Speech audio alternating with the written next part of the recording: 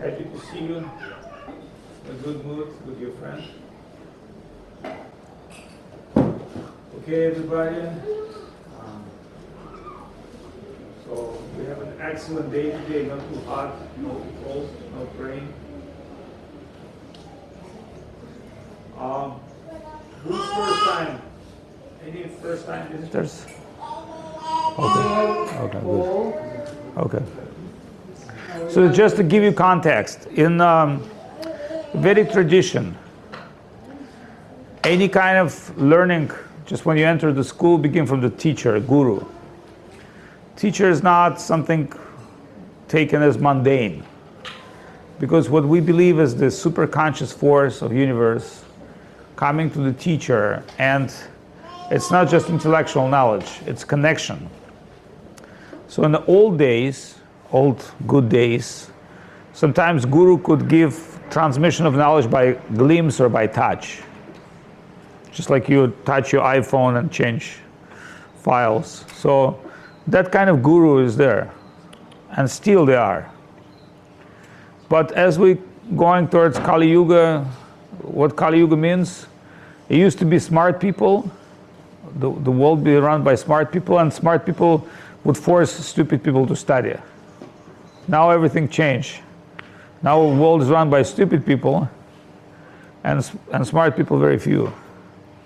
So when the smart people would run the world, they want everybody to learn. So just imagine you entering the plane where you educated and uneducated people around you. You don't feel comfortable. You want these people to be educated. So the great sages, they would like to come and educate people. But as the Kali Yuga time came, and so-called false education took over, like for instance, the idea that we came from monkeys. Srila Prabhupada used to say, you came from monkey, we came from sages. We came from higher life, not from primitive life. Do you understand? The Vedic idea is like, you're not source of primitive life, so now you evolving as a high-level monkey with a mobile phone, then there's no problem to exploit you because you're a monkey. The Vedic principle is everything coming from higher consciousness. So guru is the transmission of higher consciousness. And guru is somebody who's not just coming from higher consciousness and exploiting low consciousness. No, when higher consciousness enter into this world, compassion, desire to help, desire to take care, desire to educate. This is natural feeling for guru. Just like when you're coming to, let's say, poor village, you're coming from America, what do you want to do? You want to share food with people, you want to help them, because it's a kind heart. So that's why many American people, they go to Thailand, Cambodia, you know, poor countries, and they're trying to feed others, educate others, because it's a natural stage of heart. So when we talk about guru, it's not just about spiritual knowledge, it's also compassion, education, kindness, sweetness, love, affection, and so many other qualities that guru must have, the true guru must have, because his aim is not to exploit you, it's to give you something. Therefore, we in our little gatherings today celebrate Srila Guru Maharaj and Srila Govinda Maharaj. So today is Srila Guru Maharaj's Vyasa Puja. So we'll speak in glories of him. You know, anybody read Socrates? Socrates? A little bit Socrates. Okay, so yeah. Plato, Aristotle. And you can understand they were great men, they were great thinkers, they thought different. So Sridhar Maharaj was a little beyond Socrates and Aristotle. And when I explain you'll get it, because it's not a complicated thing to understand. So he's a spiritual genius, but acting in a very humble way, not making T-shirt, I'm spiritual genius, not trying to sell himself, to market himself. In fact, living on the roof of his ashram as a great sage, spending hours and hours in meditation, deep meditation on Krishna consciousness, and finally, under circumstance when devotees from US came, And they start asking him questions. Then they realize this is the genius. And then they thought that genius must be recorded. And then they thought, okay, well, from these recordings we should make books. And his daily routine was to think about amazing things and to reveal amazing things. That's all he did. And wasn't care about does he has any subscribers, how many likes he has, how many followers on his channel. No, what he's spoken is spoken for the next 10,000 years. And when I will explain you what he's spoken, you'll say it probably make a lot of sense. So we're going to move that secret of Guru Maharaj a little bit further, because in general we begin from Guru worship as a song, and Srimati Bhakti Lalita will sing the song. Please sing the song. Shri Guru Charana Padma.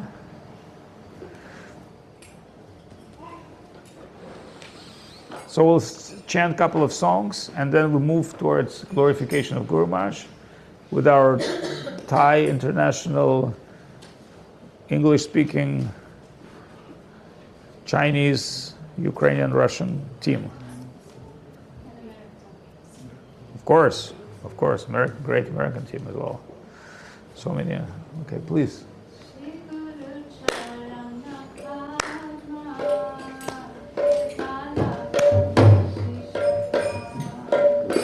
Shri Guru Charana padma ke bhali bhakti sama. Can you set it up?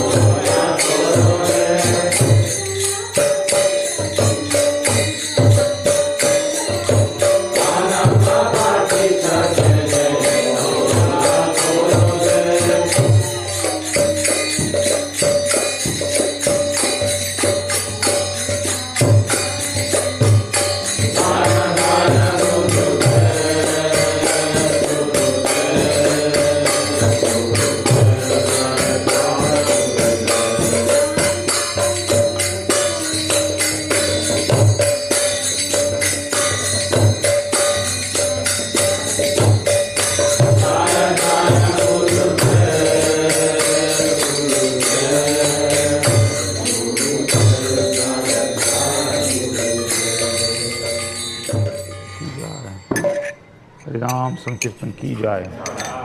So, as we continue our glorification of Sri Guru and Srila Guru Maharaj, so we want to start from Srimati Bhakti Lalita. She will say a few words and then Hrishikesh Maharaj.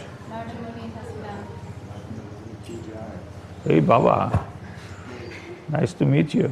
Finally. And Rupa's mom. Very good, very good. They can sit here on the couch and celebrate together. Baby Baba, hello. Too much nice. Okay, so let's give Srimati Bhakti Lalita Devi a few words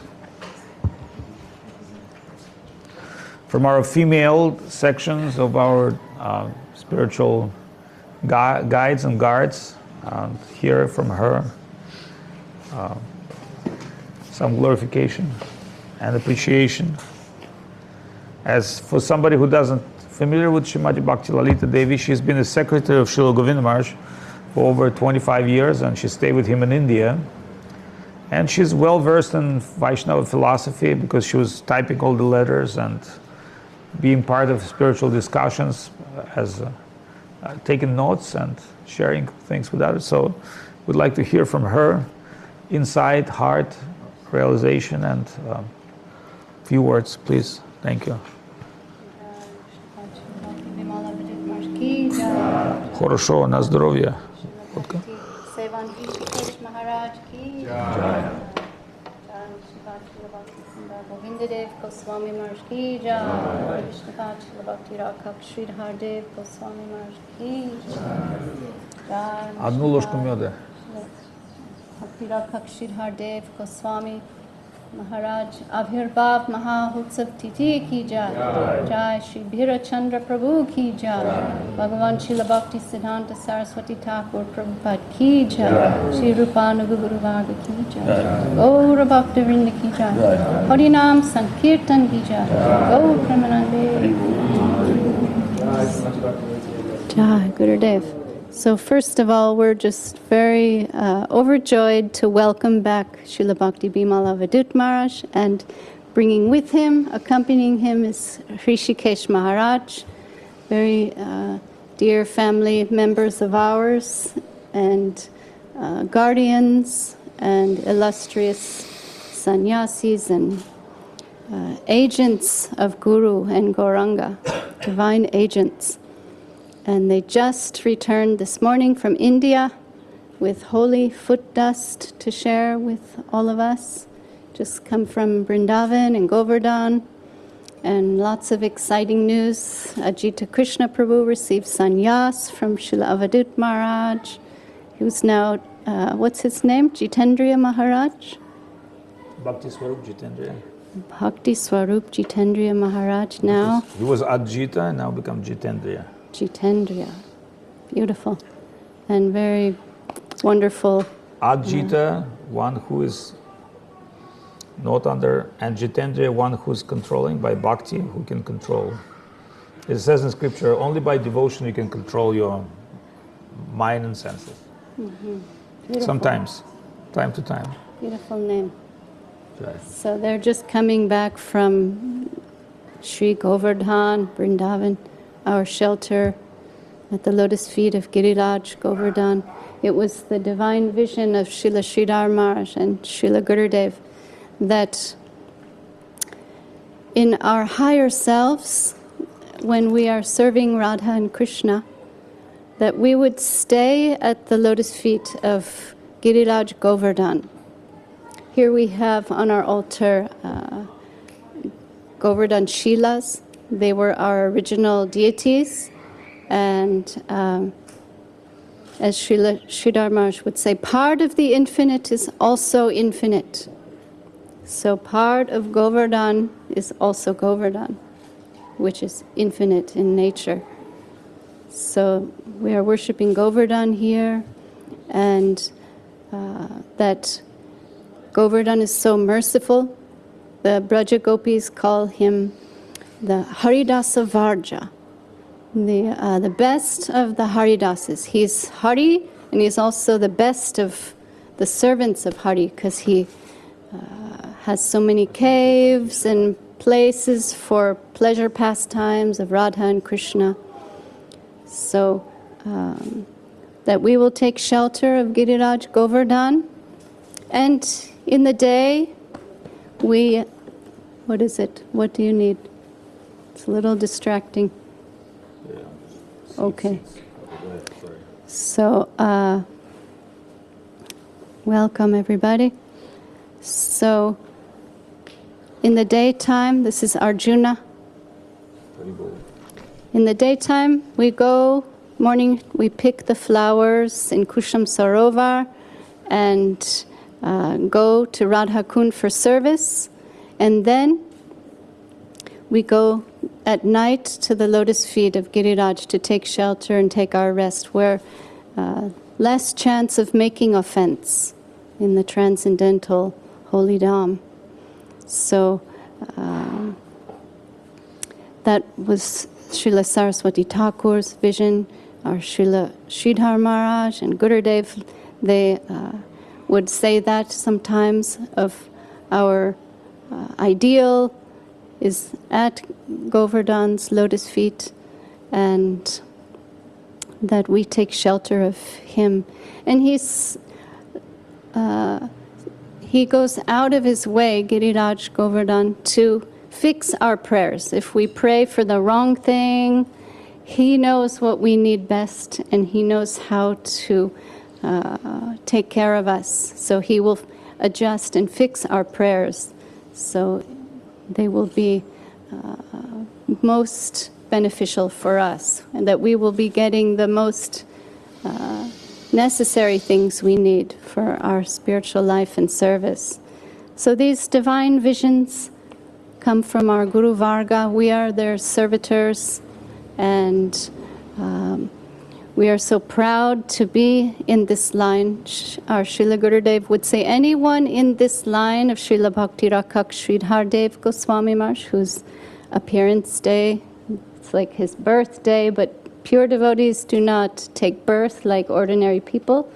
They descend from the upper world and they enter this world looking very human-like, but they're actually divine agents of the Lord coming to distribute mercy to all of us. So their appearance is like sunrise, their disappearance, which we don't say they die either. They don't take birth, they don't die. Their disappearance is like the sunset. So this is the day the sun rose in the divine appearance, in the form of divine appearance of Srila Bhakti Lalita Goswami Maharaj. And our Gurudev said, anyone in this line, they will go, whether they realize it or not, just getting the mercy through this divine channel, they are being brought to the service plane of Srimati Radharani, the Supreme Person in female form, Radha and Krishna, the consort, the better half of the Lord Krishna. We are going to the service of Radharani under Lalita Devi's under her guidance, and in the group of Rupa Manjari. So this is where our gurus are taking us, to that divine plane, which is beyond time and space, and it is situated in the topmost portion of the transcendental spiritual world, which is in the plane of consciousness. It's not a geographical location. So we are going in that line by the grace of Srila Sridhar Maharaj and Saraswati Thakur and our Guru Varga. So we're very proud to be the grandchildren and great-grandchildren of Srila Sridhar Maharaj. Some of us haven't met him personally because we came after his disappearance, but our Gurudev, Srila Govinda Maharaj, was his transparent medium and his divine servitor and our guide and guru.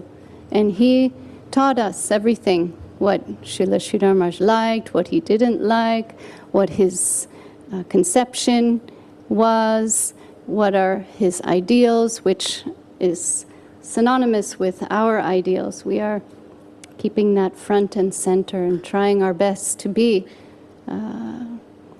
servitors in Srila Sridhar Maharaj's line.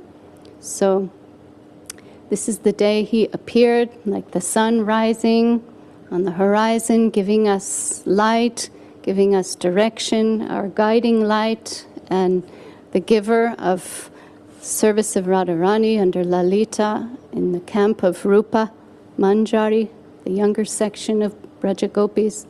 That's our ultimate destination, Radha Dasyam. But also he's giving Mahaprabhu more tangibly in telling us Matala Harijana Kirtana Range Pujala Ragabata Gaurava Bange, that keeping Mahaprabhu as our, keeping his feet on our head and following in his Sankirtan, his congregational chanting movement, that we will get, as a result of being dedicated to Mahaprabhu, the lotus feet of Radha and Krishna in Vrindavan. So our gurus are giving these things to us, and it has nothing to do with this material world. And here we are as servitors living in this world, but using our lives and our time and our energy for cultivating these higher things and getting something, getting somewhere by their grace. We're making tangible progress by their grace, and day by day getting new inspiration and going deeper, and that's possible in the association of sadhus and saints and devotees. So thankful and so proud to be a grandchild of our Param Guru Maharaj in the line of our Gurudev. By our Gurudev's grace, we got to connect with our grandfather Guru Maharaj, Srila Sridhar Maharaj, because Srila Sridhar Maharaj was not so accessible to anyone and everyone. He was a very reclusive personality in his final years. That's when the whole Western world, by the grace of Goswami Maharaj, brought us to Srila Sridhar Maharaj, brought our Western world and the whole world, Eastern world as well, to Srila Sridhar Maharaj's feet. So we're so grateful and celebrating this grand occasion. And thank you all for being here. Jai Gurudev, Jai Guru Maharaj. Very esoteric, so I have to translate it for you. Jai Srimati Bhakti Lalita Devi ki Jai. Lalita, can you get me a mic? Thank you. Oh, I have one, okay. I'm fine. First of all, I want to thank Srimati Bhakti Lalita to be very esoteric, almost ununderstandable.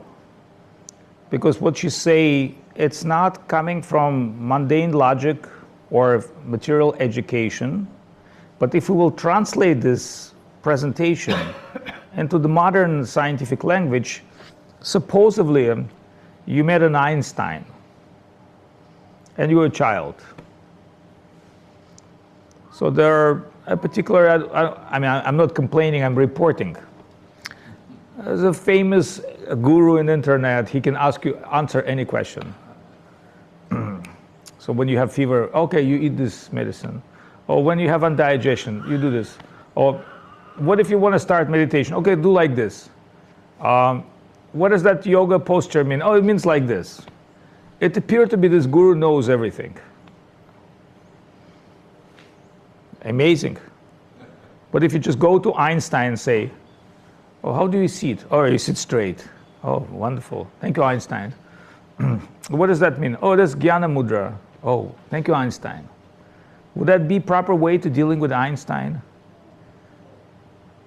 As a child, come to Einstein and ask him all the childish questions and measure from your perspective. Oh, he's great, yeah.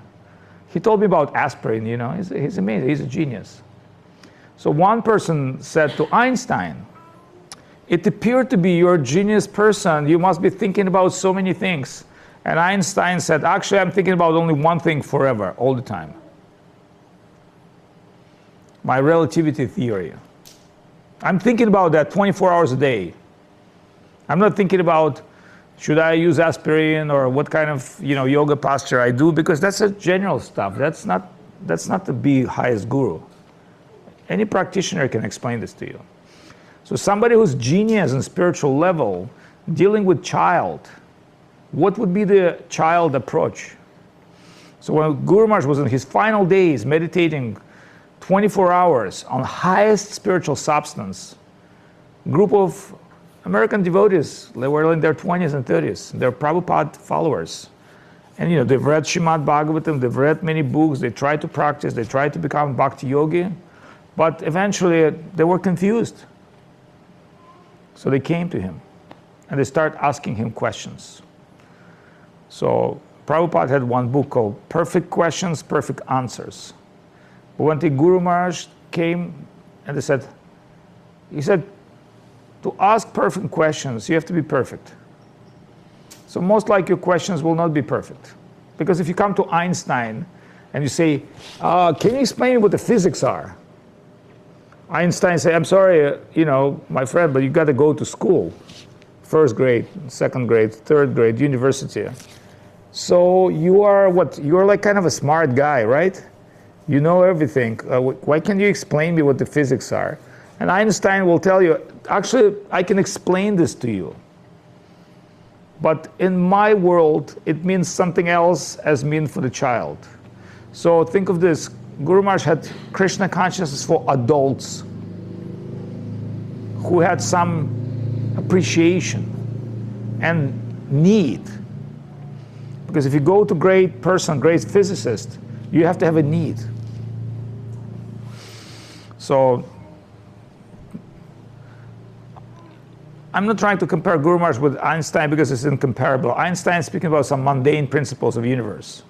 Sometimes he read Upanishads and Gita, sometimes he would say, maybe God exists, maybe he doesn't exist, maybe there's subconscious. So Einstein dealing with the world of matter, trying to understand how the light travel. So this is dealt in Vedas 5,000 years ago. That's like in the Vedas, it's like it's done.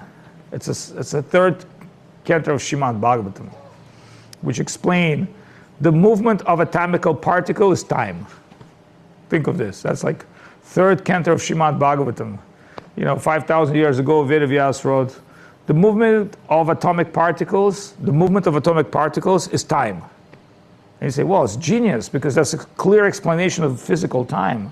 The atomical particles moving in your body, the genes, and that is time. But what is material time?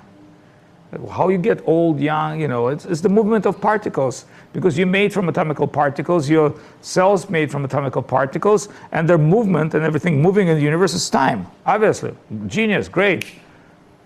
But that's not Guru Maharaj's specialty. This is like, for him, okay, you've read the book, cool. So what's his specialty? So I was in Vrindavan with one German Swami meeting, talking. And German guys, they're good. They got a brain. They're, if you really look at a lot of scientists, like what we say in US, our German scientists, after World War II, they move half of them to Russia, half of them to America. They create NASA, pretty much everything created by this German scientist. So this German friend, very clever, experienced person. And he's also has some connections with our mission. I said to him, what do you think are the most important ideas of Srila Maharaj?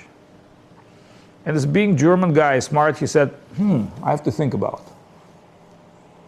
Then he thought, and then he's being clever German, he said, what do you think? It's being clever German, like clever German will not tell you, oh, I think like this, what's your opinion? I said, well, thank you for asking. I think in Guru Maharaj's world, we're dealing with few things. So let's keep the highest for dessert. Let's start from a concept. The Guru Maharaj's concept is subjective evolution of consciousness. It sounds amazing, subjective evolution of consciousness, because what is evolution? So from point of mundane scientist, evolution came from soup, like from, if you boil some kind of a matter in the cosmic pot, then suddenly you get the, different forms of life and enemies and whales and fish and monkeys and this and that and that. But, if you ask DNA from GPT chat, GPT chat will tell you, the close DNA to human is monkey. And to more close to monkey is DNA for mice. And more close to DNA is jellyfish. Ask your GPT chat, he will tell you. So that means, according logic of material thinker, from jellyfish mice came, from mice came monkey, and from monkey came human. So your ancestors are mice and jellyfish, according to material logic. But Guru Maharaj said, DNA as an eternal particle of every living being can be repeated in different forms of life. Because in Vedic perspective, there are particular lineages where the different beings came from. And really, when you start measuring those lineages, you understand the animals, humans, how they share the same DNA. The Guru Maharaj is like not dealing with DNA. He say, what is consciousness? What is subjective evolution? Objective evolution, think, that thing after 2 million years become an iPod. If I just wait 2 million years, this become an iPod. They will grow to iPod naturally by accident. So as an accident, you hit, the apple hit your brain and you become genius. That's an idea of material evolution. The spiritual evolution, everything comes from consciousness. As Guru Maharaj said, subjectively, like, this is the object of my experience. I can experience this. This is a musical instrument. I can learn how to play. Now the question is this instrument can experience me? So think of this. God is omnipotent being, and to him, to compare yourself to God, you're a very primitive being. Now the question is how this primitive being can experience God, who's beyond time, beyond matter, becomes circumstance, For him, this is just like a computer game. He's just like a software guy, create his own Vediverse, universe, billions of universes, coding everything, you know, fooling souls, giving them different physical bodies. They travel around, but he's a code writer. And that's not his big deal, you know, he's a code writer for fun. So think of this. So if you're talking about super higher consciousness, how that primitive being can understand that consciousness. Let's say you go to, you know, jungle and Amazonia, and you meet some primitive tribal people who look at you and thinking, it smells very tasty, this guy. And you think like, what are they doing? Should we eat him like this or like that? And they're talking about, so they perceive you as a food. Your food supply chain in their jungle way world. And you're like the explorer, you're trying to take an interview. What do you think about food? They think, we think you're very tasty. We want to eat you immediately. It's a good favor for you. So on level of consciousness is incomparable. Like you can't understand different beings. How can you understand God? So Guru Maharaj not thinking like this, oh, it's impossible. No, he say, what would be the possibility? What would be the possibility? The omnipotent God and little soul, do they have something common? Yes, they're both spiritual. The God is spiritual, eternal. Soul is also spiritual, eternal. Soul is tiny particle of God, but right now soul is covered by physical body, by virtual reality, full, fat, bones, jacket, thinking that this is me. It has nothing to do with the soul, because when body die, the body decomposes and the soul, the conscious being, continue travel. And where that consciousness is travel, what consciousness you develop in this life, that's your next destination. That's the game rule. You, in this life, you develop consciousness, you go to the next destination. So welcome to the human birth. Because there's so many other beings, they're not humans. So what is the human quality? Dharmena hinu pashumi samanu, to understand God. That's the only purpose. Everything else is secondary. It's your gameplay. Like your gameplay as a father, mother, child, profession, that's your gameplay.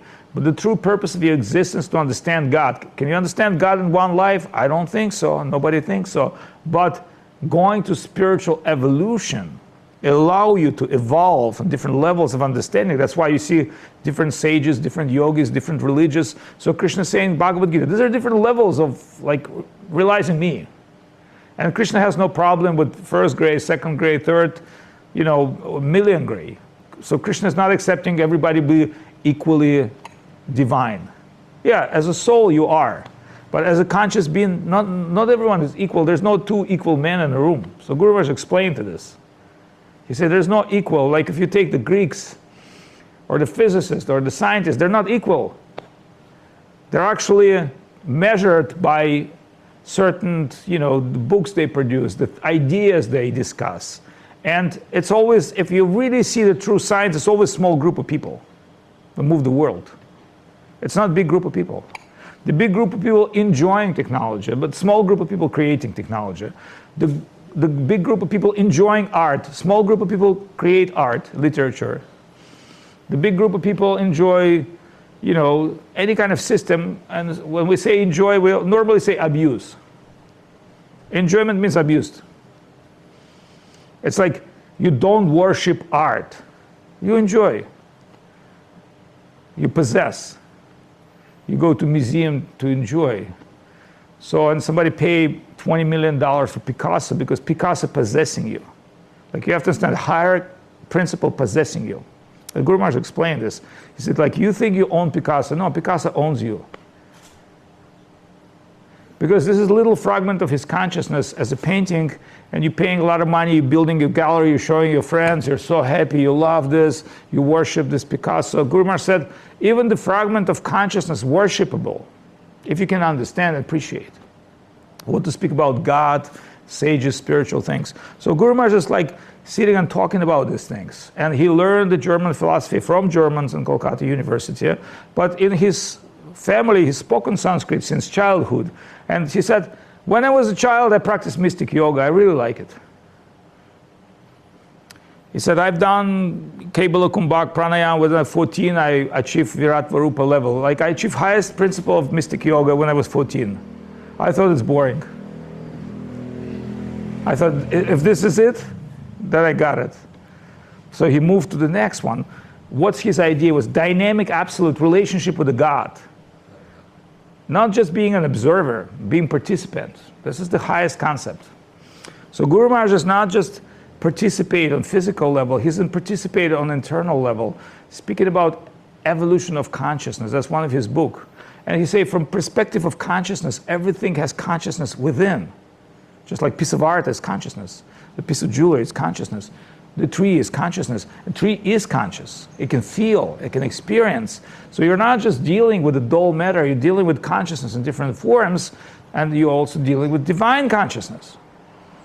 So not just to understand the nature by taking substances and drugs and, go to the jungle. No, that's, you can connect with the plants and trees and, by taking ayahuasca and LSD. No, Guru Maharaj said that's like, connecting with the material nature. He say, you have to go beyond physical substance. If there's a drug that I can take and understand God, I will take this drug every day, 24 hours a day. But the drug yourself, your inner bliss, that's what really required. So the Guru Maharaj explained, no material substance can give you spiritual. So as much as you smoke, don't think you'll see God. I mean, hallucination will come for sure, but it will not be true. So Guru Maharaj is talking about purifying consciousness and establishing relationship with Absolute. He say, all right, you want to know about God, what's your relationship? Like you want to know about Donald Trump, what's your relationship? You saw him on TV, somebody's coming in for lunch. A different relationship. So your relationship with Einstein, are you Einstein's student, or you've read the book, or you saw the picture? So everybody knows God is great, but what's your relationship with God? So Guru Maharaj has explained, the beginning of realization begins from relationship. You have to establish relationship with superior consciousness. Although you're poorly conscious, but the high consciousness is very kind, just like Guru. Guru is not telling, oh, you're stupid, I'm not going to teach you. Guru say, yeah, you may not be highly developed, you might have to study under someone, but when you get to that level, I will give you higher knowledge. So Guru Maharaj was not snobby, oh, I'm such a smart guy. No, he's just said, you want to understand God, begin your relationship with God. Okay, you may not believe God exists, it's okay. God doesn't send you the bill, somebody else will. God is not going to throw thunder or, give you the big, carve and stone 10 rules of life. Even the driving rules has more. And even the driving rules, they're not carved in stone. Sometimes you have to change them. They're meant for your driving. They're not meant, they're meant for saving your life, not for something else. So Guru Maharaj said, yes, this is a primitive religion.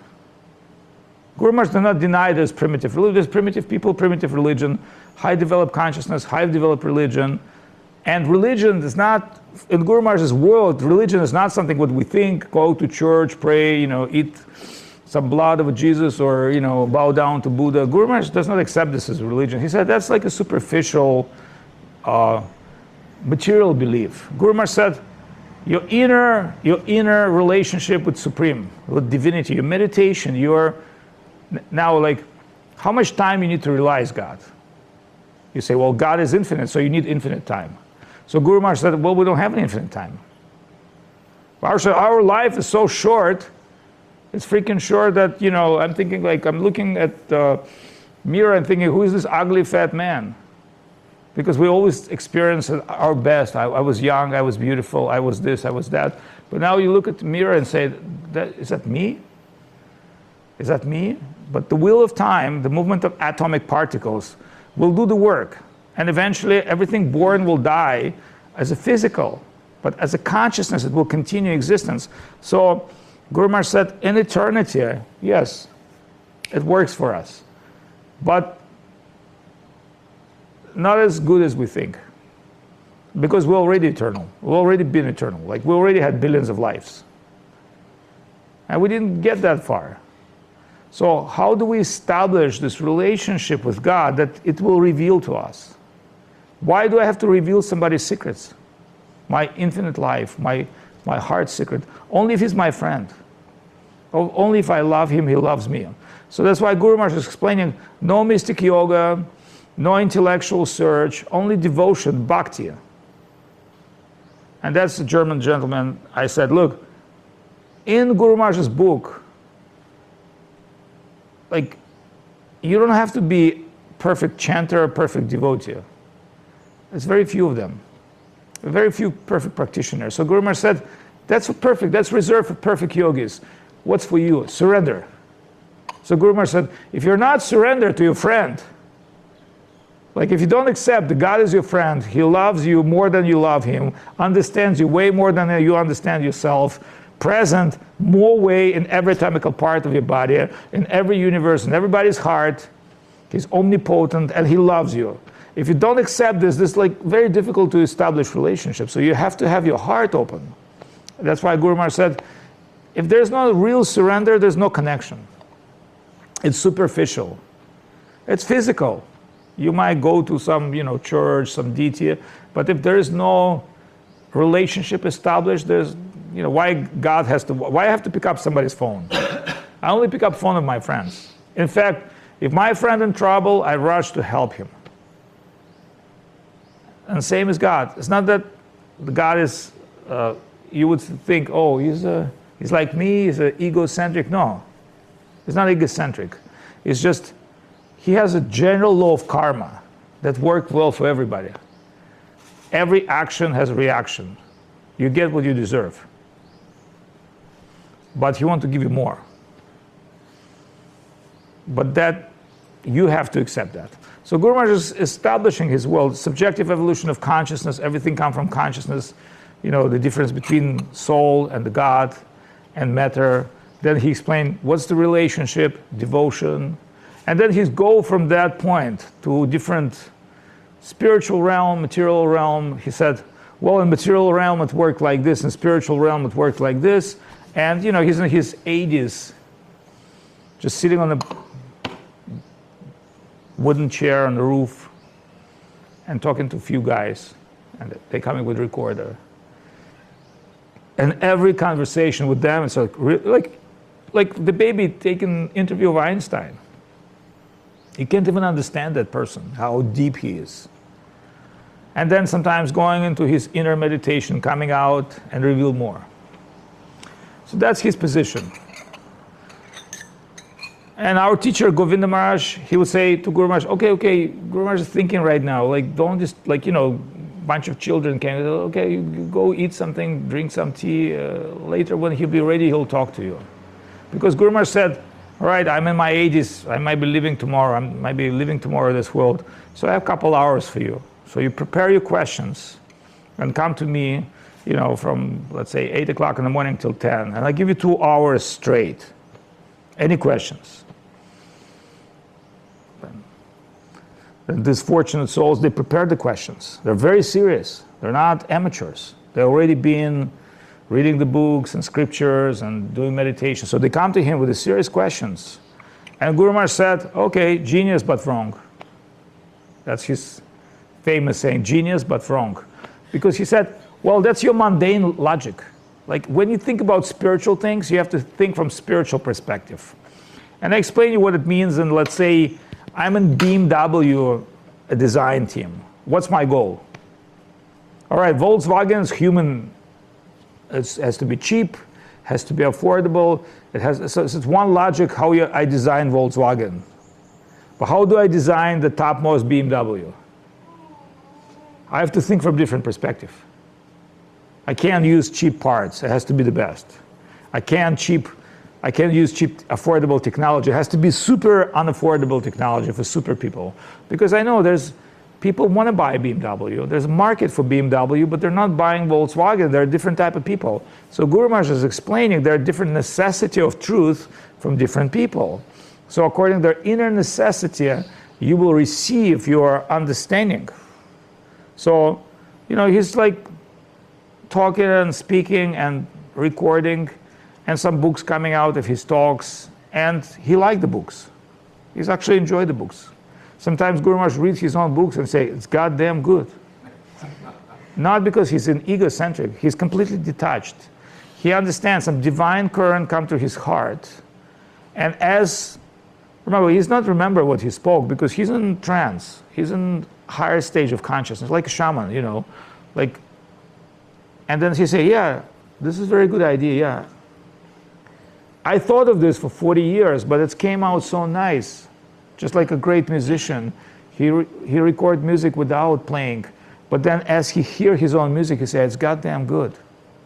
That was Mozart. He was excited about his own music because he knew, I'm not the source, it's the divine source. So remember, everything comes with divine consciousness, and you are a transmitter and receiver. Just like we have people in this room, some of them came new, some of them, practiced for some time, some of them been living with Guru in India, and understand what Guru is. Like, Guru is not your ultimate Google. People think, oh, Guru is like a Google. Let me go ask Guru any question. Because this internet Guru is very popular, whatever you ask them, but actually they're fools. And I met some of them. I've been in the business for some time. I met a lot of those guys, and I talked to them. And I know I know people need external forms. The guy has a beard, and and I thought if I just shave his beard and take off this, he's just another Indian guy, and in his sport outfits. That's what he is, because he doesn't speak any smart. But Guru Maharaj is different. He doesn't play the beard and the thing. He doesn't sit like this. He sits very humbly, and he tell you, okay, what's your question? All right, good question. Let's think about that. So he'll teach you how to think in a spiritual way. Yeah, you've read spiritual books, but how to think in that way, how to understand that way. And he starts sharing with you sincerely, without any BS, without any pride, because he's excited about it. He's a scientist.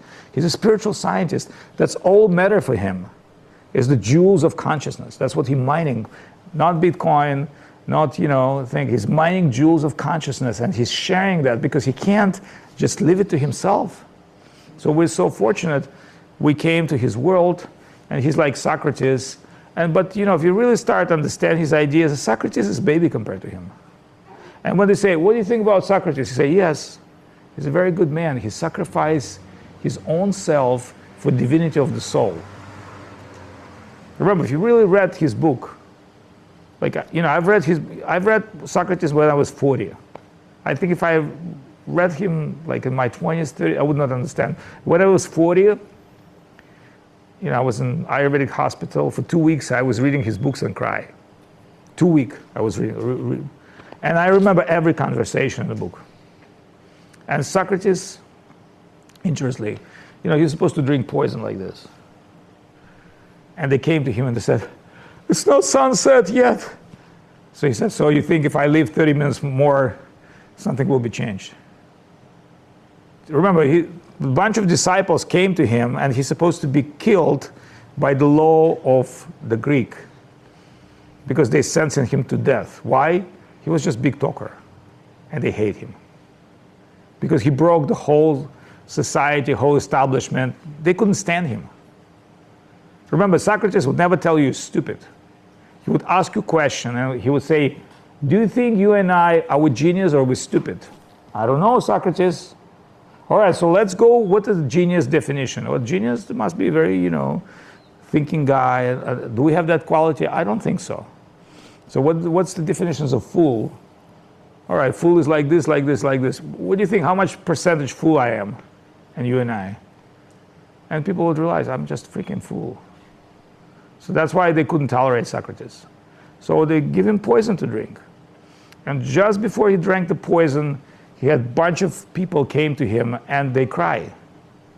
And they said, oh, we should give the money to prisoner that you run, or we should, try to... He said, come on, guys, I'm done. I'm done with this world. The reason I'm drinking this poison, because I thought of that moment all my life. I understood one day I have to die. I'm dying in the best possible performance. I don't want to die weak, or I don't want to die as a homeless. I want to die fully conscious. So his wife said, oh, you're dying for nothing. And he said, oh, so you want me to die for everything, right? So it means like, I have to die for what? For money? No, I'm dying because it's in the human's nature to die. So Socrates taking poison and talking about life, death, spiritual reality, it's very powerful, very impacting thing. So Guru Maharaj said, yes, this is important part. So he overcome his physical existence, Socrates. Not with blah, blah, blah, with glass of poison. But Guru Maharaj said, this is just beginning. This is beginning stage of realizing you're not a physical being, you're a spiritual being. This is not like end of the story, it's beginning of your story.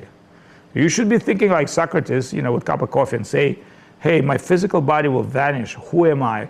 Where I am going? What's my journey? What's my purpose? And that's your everyday question, like an Einstein or Guru Maharaj. Like he never stopped questioning himself. He never said, oh, I'm so genius, I'm so advanced. He said, no, I'm questioning myself every day. I'm thinking about deep things every day. And that's what I'm sitting on my chair. That's like my internal work. Like somebody running around, buying, selling, or, speaking in media. But somebody's like sitting in his own world and producing something what Socrates produced, or other great thinkers. And that's why in Vedas we call Rishi Rim. You understand what? You have 3 Rim. Rim means duty. The Devi Rim means the gods. They're running universe, and you got to pay. Rishi Rim, all this technology came from Rishi, from the great scientists. So the people who invent electricity, television, cars, everything you're using came from some great thinkers. They, some guy put his life develop a medicine. Somebody put his life to develop technology. And you don't even know their names. But still, by their grace, we're thriving as society. And the most important Rim means your unpaid duty to yourself. To realize who you are. Because if you live in this world run by gods and goddesses, if you're using technology and all the things to advance things, and all you do is scrolling, Instagram or Facebook just to get another sensation, and you don't use any of it to understand who you are, what's your purpose of life, you're done. So that's why Guru Maharaj say, out of all the duties, number 1 duty to realize yourself. What am I? What's my relationship with God? What's my relationship with the universe? How God relate with the universe? How does that relate with me? What's my next step? Where I'm going? All these are important things are called Atma Gyan. This is very simple, Atma Gyan. Guru Maharaj said, that's where I begin. But then Guru Maharaj jumped to the highest possible plane of divine love, which Srimati Bhakti Lalita discussed, but I have to translate it. Because he mentioned some principles in spiritual realm. Who is Guru? What's Govardhan? Who is Krishna? Why Krishna? Why not Shiva? Why not Devi? Why not Buddha? What's the difference between this avatar, that avatar? There's a whole existence beyond our perception. Like for instance, why you worship Buddha? Buddha is Vishnu.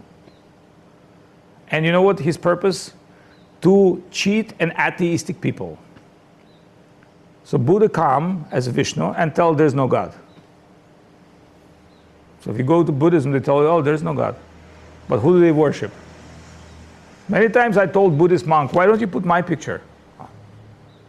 I'm more fat. I look more wisdom. Instead of Buddha, put my ugly face and worship me. They say, no, we worship Buddha.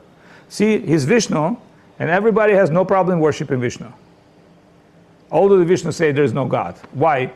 Because Vishnu say, before you understand God, focus on yourself. So if you really meet any Buddhist monk, he will tell you, I'm not focusing on God, I'm focusing on myself. I'm trying to adjust myself. I'm trying to become a better version of myself. Vishnu said, that's very good for you, amigo. Keep doing your meditation for the next billion years and you're going to make it. Just focus on yourself. Don't focus on external world, on politics, on other things. Just focus on yourself. That's called self-realization. And that's why Vishnu comes in form of Buddha. But there are other forms of God that he has different message. So when he comes as Krishna, his idea completely different. He say, welcome to my beautiful world. But next what he say, welcome, there's no admission. We can't admit you to this beautiful world until you're perfect. See, because if we bring to beautiful party a smelling, drunken guy, the party is over. Somebody will say, who is this person? Why he's acting crazy? Why he's unrespectable? Why? So the party is face control, face recognition, because you need to be qualified for that party. That's why when you go to a very close society, art society, music society, business society, they don't bring outsiders. So Krishna opened his doors, but does not mean that you can be an outsider. You have to become a devotee. You have to surrender, you have to be qualified. So Guru Maharaj explained you why, and he say, otherwise there's no real true connection with the plane of divinity. You have to be prepared. Like, let's say you're a materialistic person, you're coming to the temple, and you're suspicious about everything. The gods, the guru, the monks, everything. That's okay. But you will not get the vibe. You have to have some appreciation to this culture to be able to hear these things. And if you are appreciating this culture, you get a lot. But if you reject everything I say from the entrance, there's no connection. There's nothing to share. So appreciation, that's how any connection begins, with art, spirituality, music. You have to appreciate music. And that means you have to listen to music. You have to appreciate art. That means you have to experience art. You just can't go and see Picasso and understand his genius. It doesn't work like this. Somebody has to take you and explain you, all right, this is blue Picasso, this is pink Picasso, this is Picasso, his angry mood, he did a portrait of his girlfriend. Have you ever seen his girlfriend portrait? I get Picasso, I understand. I did my girlfriend portrait, worse than Picasso. Because remember, Picasso is not talking about forms only. Picasso it's also the mood. Art is not just about what you see, it's what you feel. So it's combining feeling, form, just like music. It has to be sound, form. Everything when you come to the world of consciousness has to be subjective. That's why most people don't get art. Don't think like everybody understands art. Yeah, if you put anything in French Museum, Louvre, they say, oh, it's great, it's Hermitage. But it doesn't work like this. So there are people that are picking artists, even before you become famous. They know. There are people picking singers just by hearing the voice. You understand? So they're connoisseurs. They're experts in different fields, technology, art. In fact, they're headhunters. They're looking for. But they're looking for something they can understand. So if you really go to great art appreciator or literature lover or music lover, it's very few people who understand. So that's why my personal start was, the world is run by smart people before, and the smart people try to educate everybody, and that they fail. So now, world run by non-smart people, and small group of smart people suffering from them. Because those ignorant people, they're not interested in your progress. They're not interested in you progressing. In fact, they're interested, as more ignorant you are, as more we can exploit you. We can do whatever we want with you, treat you as, as a Darwinian monkey. The more you believe you're a monkey, the easier to deal with you. Do you know why? Very few people understand Darwinian evolution. You know what real meaning of Darwinian evolution? I will reveal you secrets. These are secrets with high society. In Darwinian revolution, here's how they think. You monkey, I'm lion. So tell me, what's the problem if lion eat monkey? Is that against evolution or not? No, it's normal. You monkey, goat, I'm lion. So what they say is very simple. Become a lion and you eat monkeys. Lion does not feel sorry by eating thousands of monkeys. That's real true meaning of, see, because survival of the fittest. They don't tell this to you in school, but they tell to their children. They said, look at this bunch of guys, they're monkeys. And I'm raised you as a lion. So these people will be your food. Learn how to eat them. And you say, well, it's not fair. But somebody say, well, for lion to eat monkey is fair. It's evolution, survival of the fittest. You're the fittest guy, and you have to survive on monkeys. So they don't teach this to you. That's why they brought this idea. It's this idea very deep, way more deep. Darwinian evolution, more deeper than what you think. It's a cliche, it's a stamp for modern society to be accepted as a slavery. There's no God. You came from monkey. And by fortune of my birth or my position, I can exploit you. And there's nothing wrong with that. I don't have to feel any compassion. Like when you're walking and, rabbits or, chickens dying, are you crying for every chicken you eat? No, you don't. The Buddhist monk will cry. He maybe go buy the chicken and release the chicken. But that's mean theistic idea. That means divine idea. Materialistic idea, there's no compassion. In spiritual idea, there's love, compassion, divinity, appreciation, and that's a complete different idea. So Guru Maharaj explained to you, he said, if we start looking to the world from that idea, then we understand what divine love, what is real guru, just like real mother, she's not thinking how much money I make when my child will grow, etc. So what I said to you is very few things from Guru Maharaj's world. I'm extracting it and giving you that point of view. And it's up to you to decide which idea you want to follow. You want to follow Darwinian evolution? Welcome. It's up to you. But remember, there'll be always somebody who eat lion as well. So in that evolution, it's survival of the fittest. And you know what pyramid, the Masonic pyramid on dollar? That means it's the food chain. You'll be food for somebody else. They'll be always greater. Like, humans are not the topmost. The demons are more powerful. So for demons, humans just like food.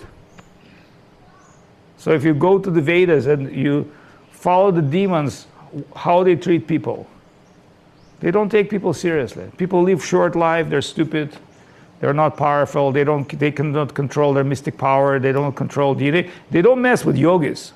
Remember, demons, they don't want to mess with yogis. They know yogis are super high beings.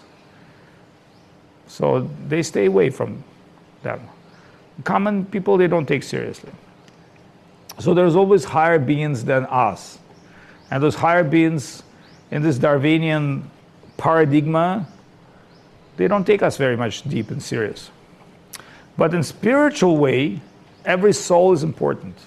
Every living being is important because it's particle of God.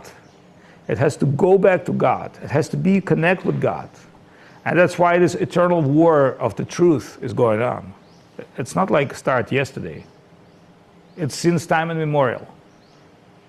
The spiritual knowledge and Guru Parampara, it's always present. Sometimes it's a lot, sometimes very small. So I'm finishing here. I want to say Hrishikesh Maharaj a few words. I will translate him from Russian. He doesn't speak fluently English, but he's learning. He's a very qualified monk and practitioner. Jai Maharaj. Om Agyana Timirandasya Gyananjana Shalakaya Chaksharum Militamina Tasmai Shigravei Namaha. Jai Om Vishnupad Srila Bhakti Lalita Maharaj ki Jai. Jai Om Vishnupad Srila Bhakti Sudhir Goswami Maharaj ki Jai. Jai Om Vishnupad Парамахамса Паривраджикачарья Варя Штотра Шташи Шримат Бхакти Сундар Говинда Дев Госвами Махараш ки Джай. Джай Вишнупад Парамахамса Паривраджикачарья Варя Штотра Шташи Шримат Бхакти Ракшакшдар Дев Госвами Махараш ки Джай. Бхагаван Шила Бхактисидан Сарасвати Такур Прабхупада ки Джай. Джай Вишнупад Шила Гаур Кишор Дас Бабаджи Махараш ки Джай. Джай Вишнупад Шила Сачитананда Бхактивинод Такур ки Джай, Джам Вишнупад Шила, Джаганатха Дас Бабаджи Махараш ки Джай, Ширупанул Гуру Варга ки Джай, Намачарья Шила Харидас Такур ки Джай, Нанткоти Вайшнава Ринда ки Джай, Ширупанук Гуру Варга Ки Джай. Джай Саприкар Шиши Гуру Гуранга Гавинда Сундар Гирит Хариджи Сундар Ки Джай. Нитай Гору Примананды Харибо. Харе Кришна, дорогие преданные, гости, рады всех видеть на нашей программе. Я извиняюсь, очень много лет пытаюсь выучить английский язык, у меня так не получается. Вот я так слушаю, половину понимаю, половину не понимаю, но из-за того, что мы были в то время со Срилой Авадхутом Махараджем в святых местах, мы периодически, Авадхут Махарадж поднимал вот этот вопрос о славе Сридхара Махараджа, о том, что явил для нас Сридхар Махарадж. И сейчас просто сидел, так думал, на самом деле в последнее время мы меняемся в течение времени, мы постепенно меняемся. Наше восприятие духовности, оно меняется. Я начинаю вспоминать, допустим, как я воспринимал сознание Кришны там 30 лет назад там, или 35 лет назад, и понимаю, что это совершенно другое, скажем, даже, может быть, было даже антисознание Кришны. Но... Дай перевести. Я извиняюсь. Переводи. Okay, so what he says, I've been practicing for some time, and 30 years ago when I started my practice, I had a completely different idea. Actually, my idea was very horrible. But after 30 years of practicing, I think, well, now my mindset is changing. But it took 30 years for me to try to practice, meditate, pray, study. И буквально там, как раз перед тем, как Аджита получил саньясу, Срила Авадхут Махарадж, он начал беседу, так сказать, такой в узком кругу, скажем так, да, то есть мы сидели за столом, там, как за чашечкой чая, и общались, и в этот момент времени Срила Авадхут Махарадж, он, желая дать милость нашему Бхакти, явил славу Сридхара Махараджа. So one of our friends in India, he wants to become Swami, like, you know, next level from his position. But meaning he also have to go to next level in consciousness, not just by dress. So we were sharing with him what that would be, what that consciousness should be. Мы видим много, у нас в мире есть разные церкви, мечети, разные храмы, просто люди, которых большинство, которые даже не знают о преданности, о сознании Кришны, вообще о даже служение Богу как таковое, это отвергают, а если принимают, то только исключительно ради того, чтобы Господь дал какие-то материальные наслаждения, какое-то счастье в этом мире. In this world you see different definitions of religion, but most people, if they have any kind of belief, they want to monetize it. Like if there's God, he has to give me something. You know, if he ever exists. If he doesn't exist, it's okay. But if he exists, what do I get? Люди просят денег, здоровья, что все было, за это ничего не было. So normal people's prayer, give me everything that I don't suffer any consequences. Give me everything for nothing. Give me money, give me wealth, give me this, give me that. И мы были во Вриндаване, и во Вриндаване в это время Картика, огромное количество людей, то есть вот буквально все забито. И Авадхут Махарадж, он так высказался, все это чрезвычайно удачливые души, то есть не так просто попасть в это святое место, просто сложно попасть, а вместе с Картикой еще более сложно попасть. But at the same time, when we were in Vrindavan, there are thousands of pilgrims. And people come from villages, cities, wealthy, poor, rich. And from another point of view, we said, in spite of all these people motivation, they have so much fortune. Because they go to holy place and holy time. Their motivation may not be pure, but still they're there to purify themselves. И огромное количество храмов, Вриндаван, Govardhan, потом в Пушкару поехали, Джайпур. То есть везде поклоняются люди. Джайпур это вообще очень такое место я бы сказал, как бы оно может вынести сознание полностью, потому что с таким воодушевлением эти преданные, они стоят, поют, прославляют Господа, Говинда, Джая Джая каждый день, там вот весь город собирается в этом храме, такое удивительное действие. So, and when we travel to Vrindavan and other parts of Holy, Vrindavan 5,000 temples, and every temple has its own people. And then we go to Jaipur, and you see people come from all over Rajasthan, and they're singing in front of Govindaji. They're not any kind of yogis, or they're just simple people, but they're singing with a beautiful heart. И мы видим, что это преданные, все это вайшнавы. Вот, но из-за того, что мы ограничены в своих возможностях, мы все-таки души обычные, да, то есть наши возможности, мы не можем сказать, кто преданный, кто не преданный, кто более преданный. Вот, но читая, перечитывая книги Сридхара Махараджа, слушая Гурудева, Говинда Махараджа, слушая наших учителей, понимаю, я вот утром встаю, я каждый день благодарю Господа вообще, что дал возможность вот, хоть как-то что-то понимать, представлять, что, потому что то, что дали наши учителя, особенно Гуру Махарадж, Гурудев, Бхактисиданта Сарасвати Такур, Бхактивиданта с вами Прабхупада, полностью переворачивает сознание людей по поводу того, что такое сознание Кришны, что такое вообще Господь и наши взаимоотношения с Ним. So from one point of view, you can say India is a land of belief. Everybody believes in something on some level. These people, they come, barefoot, they come from thousands of miles, they must believe in something. But when you really go to inner self and judge yourself, not judging others, you have to judge yourself. Then in your self-judgment, you even can't understand yourself, what to speak about others. Then you just have to be grateful. So you just have to be grateful and say, hey, for some reason, some divine knowledge came to my heart. I don't know why, I don't know what is that reason, but I really appreciate that I've got little gleams of some, spiritual knowledge in my heart.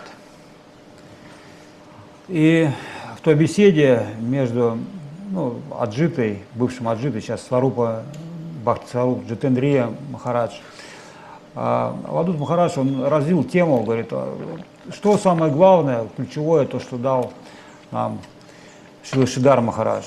И он очень удивительным образом это объяснил, что самое главное это пропанам предание. То есть с этого все начинается, с шаранагати. То есть пока душа она не предалась Господу, пока не совершил этот акт, то ничего не происходит. И я для себя вот после этой беседы я понял, что великая удача вообще услышать об этом, узнать об этом. И две вещи, которые для меня как бы вот они запали в сердце, это сначала нужно предаться, а потом обрести связь с неким служением, с некой реальностью. So we sitting in Vrindavan, a small group with this person who wants to join the monkhood, brotherhood. And we're discussing this, what is the real connection with God? What would be your real connection? Only surrender. And the key principle is without surrender, there's no connection. Your connection is just like everybody else. Just like, you go to Chinmay, you say everybody hello, kapunka, but if you're not friend, if you don't have real relationship with somebody, there's no connection. And connection of relationship is your step forward towards this relationship. So we're speaking about, so if you want to go to the next level, what's your next level step forward? И чтобы так не затягивать, хотелось бы в заключение сказать, что вот если мы по какой-то причине сможем оценить милость наших гуру парампары, милость преданных, какие бы они там ни были, там кто-то продвинутый, кто-то не продвинутый, начинающий, там еще что-то, но это общество преданных, у них в сердцах есть стремление идти в этом направлении, не просто жить для себя, а именно направление, постоянно думать, Господь, как я могу Тебя удовлетворить, Гурудев, что я могу для Тебя сделать. И тогда наша жизнь, она приобретает совершенно другой смысл. But there's another deep truth that how do you get the idea of surrender? You have to meet surrender soul, somebody who came to that step forward and inspiring you for. That's why you have to be grateful to those people who are on spiritual path, who are surrender on their level of surrender, and they inspiring you, because nobody's planning to surrender to anybody in this world. So you have to find somebody who say, yes, this person did that step forward, and I appreciate. I also will try. Maybe I will not be successful. So the key holding for that spiritual progress is to be in association of similar-minded people who are not going to make fun of you, who not tell you, oh, you're not good, man. No, who will inspire you and tell you, okay, go for it. Try your best. See how far you're going to make in this life. And that's very important for me, Maharaj said, because as I'm trying to surrender myself, I also want to have an association of devotees, people who's they're trying to surrender. I'm not like a white crow amongst everybody else. No, I'm in a group of people that everybody has its own level of surrender, and I'm trying to learn from them and get inspired by them. Jai Maharaj. Jai Srila Gurudev, Jai Srila Guru Maharaj, Ki Jai. Maharaj is very humble, very sweet man, but he's deep, very deep, and what he says is true, because if we don't have a good society of people that are trying, we just be like outcasts. Everybody make fun of us. Because, you're adult, what do you believe?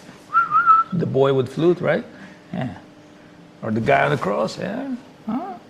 There'll be always evil person who will seduce you and make you try to break your belief. Because, see, the belief has to be deep. If this is just superficial form, it's very easy breakable. That's why Guru Maharaj said, no, you can't just go with that fuel. You have to go deep in your heart and understand your own spiritual position. And then, Guru Maharaj doesn't judge people. If you're a devotee of Christ and you surrender to that, Guru Maharaj said, yes. Like even Socrates, technically he was an atheist from point of like church. But he could not be an atheist because he believed in himself. See, Socrates said, I don't know if God exists or not exists, but after drinking poison, at least I'll find out. But at least I believe in myself. So even without self-awareness, you can't just go to spiritual life. And that's why Guru Maharaj is way beyond Socrates, because he says not only you have to believe in yourself, you have to believe in the origin of yourself. Because you came from divine source. You're not came from monkey.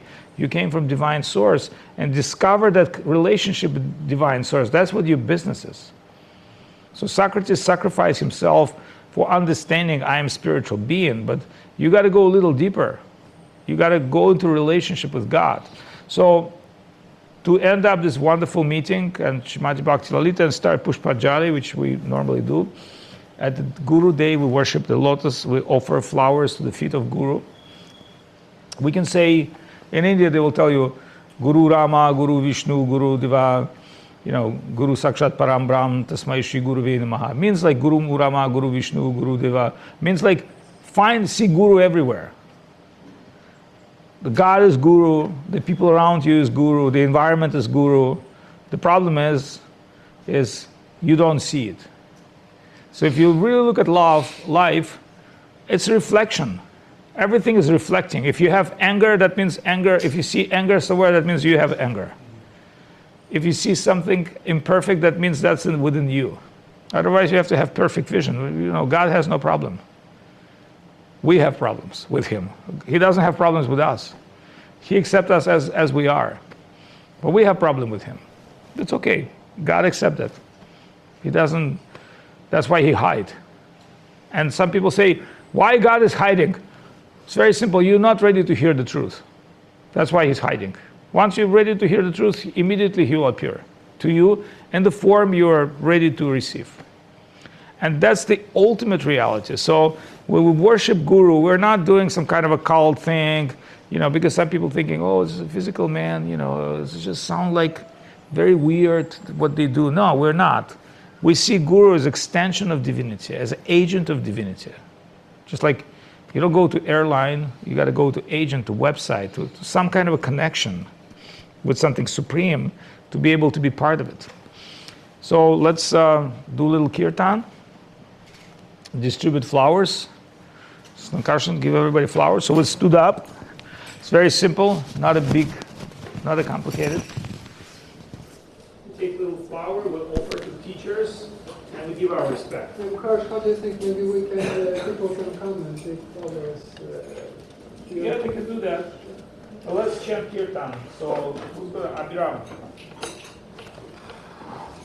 Maestro.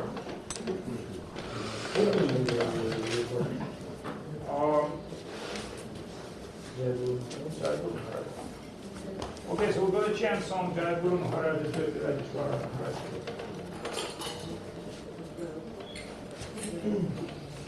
Shri Krishna Chaitanya Prabhu Nityananda Shri Krishna Chaitanya Prabhu Nityananda Shri Krishna Chaitanya Prabhu Nityananda Shri Krishna Chaitanya Prabhu Nityananda Shri Advaita Gadadhara Srimati Shri Advaita Gadadhara Srimati